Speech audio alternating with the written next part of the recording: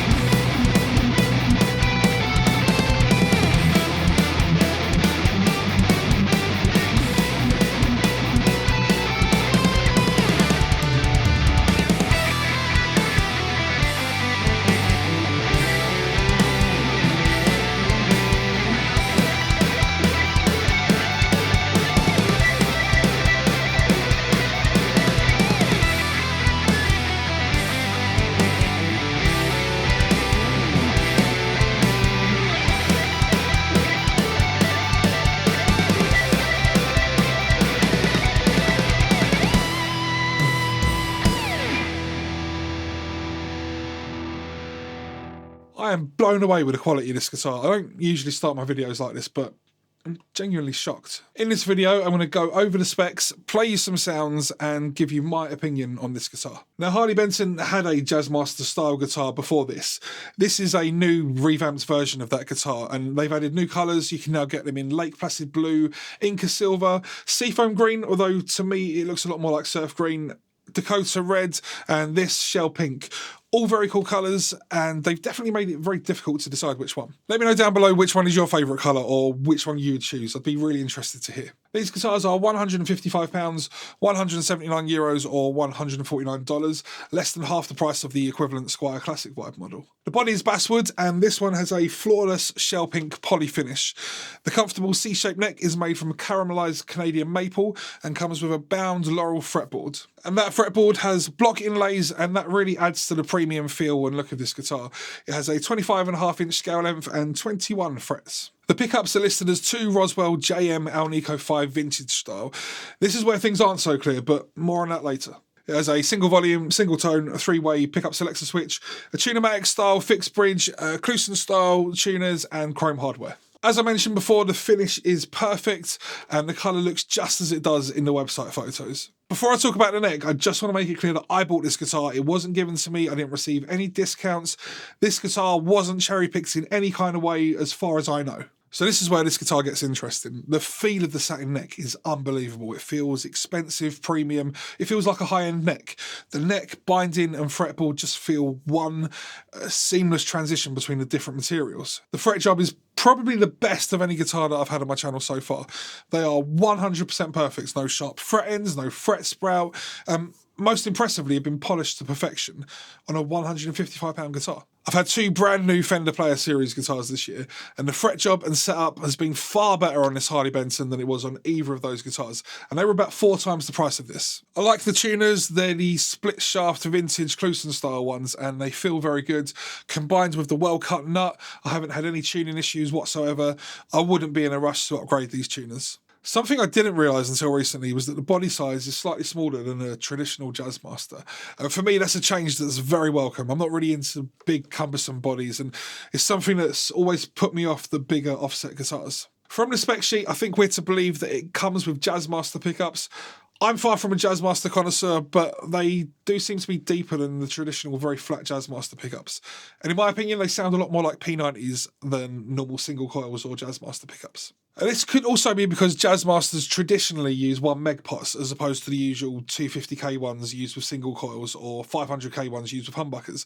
This guitar doesn't use the 1 meg pots, it comes with the 250k ones from the factory. But for me, it's not an issue. I like the sound coming from this guitar a lot.